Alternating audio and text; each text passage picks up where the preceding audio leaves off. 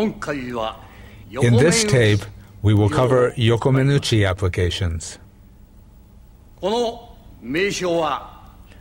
We use the term yokomenuchi just as it is employed in the sword arts. It is said that Aikido comes from the sword, but recently there are many people of the opinion that study of the sword is unnecessary in Aikido. However, from my standpoint, as long as Aikido is to be considered as a martial art, its basis is the sword, and I will endeavor to explain these techniques emphasizing the sword in all of its facets. In so doing, we can see the true martial quality of Aikido techniques.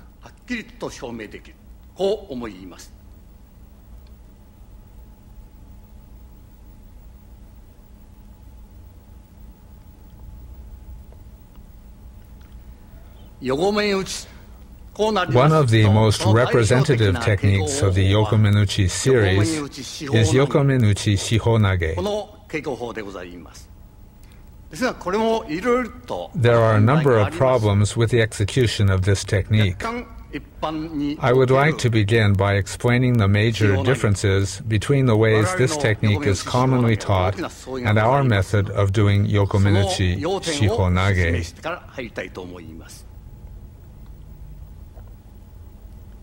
One of the main problems with this technique is the use of the hand in the basic strike.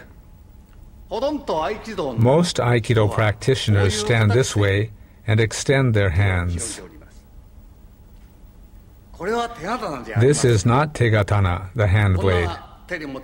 If you were to strike this way, you would just injure your own hand. It shouldn't be done this way. If you are going to use the hand like a sword, you must position your hand as though you are holding a sword. This is the proper way of holding the sword.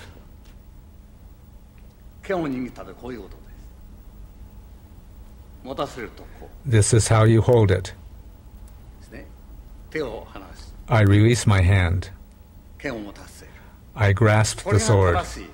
This is the correct way of grasping the sword. You must firmly hold the sword with your thumb and little finger. From this position, you can execute the various striking and thrusting movements using the sword. Of course, there are about 12 ways of using the hand, and they all start from here. Hiraken, Ipponken, Seiken. These are the basic forms. It is completely wrong to assume this stance. You must raise your hand straight over your head in order to strike correctly. Most people begin their strike from here, the side of the head. This is proof that a person has not practiced the sword properly. You can't cut anything this way. The shomen and yokomen strikes are all the same at this point. It's not done like this. You must first correct this mistake before beginning training with the sword. The next thing is where to strike. People usually execute the yokomenuchi strike to this point. In a real situation, this is unthinkable. This is very ineffective. No one in a realistic situation on a battlefield would cut here because it is ineffective. It's hard to cut. In a real situation, you must strike to these vital points. That's the way it should be done. Aikidoka don't close their hands when they strike.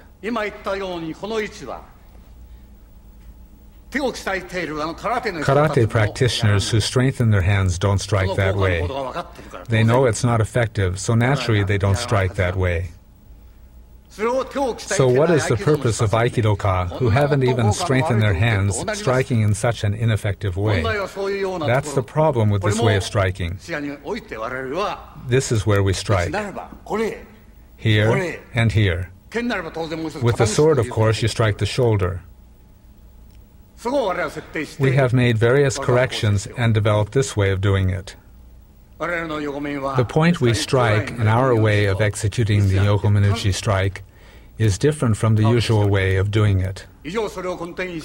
I would like to demonstrate Yokomenuchi techniques with this in mind.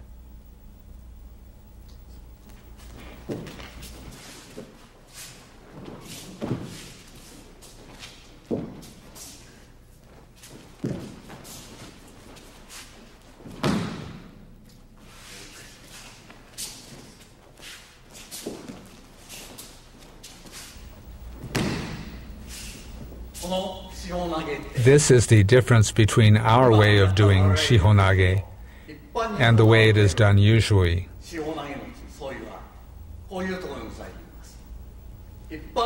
In the usual form of Shihonage, the strike is received. This is the usual Shihonage. This probably describes the way it is done in 99% of the cases in Aikido. This is the way it's usually done in Japan and abroad.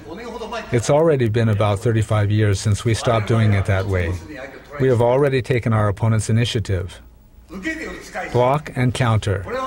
That's the way it's been done in Japanese martial arts for hundreds of years. That's the way it's done in fighting arts everywhere. You can't consider this way of doing it to be Aikido. Aikido doesn't need that way of doing things. You have to have already defeated your opponent before being touched. You can't attempt to grab after being struck. Our way of doing it is to enter, thus preventing him from striking. That's how we execute the movement. Our way of grabbing is different too. Usually people enter like this, using this kind of movement. This is the way it looks from the front. In the usual way, you execute the movement after receiving the strike. We enter directly. The usual way is to first receive the attack and then enter. Our way of doing it is to already take the opponent's mind before receiving the strike. That's how we do it. This is how we enter. Once again.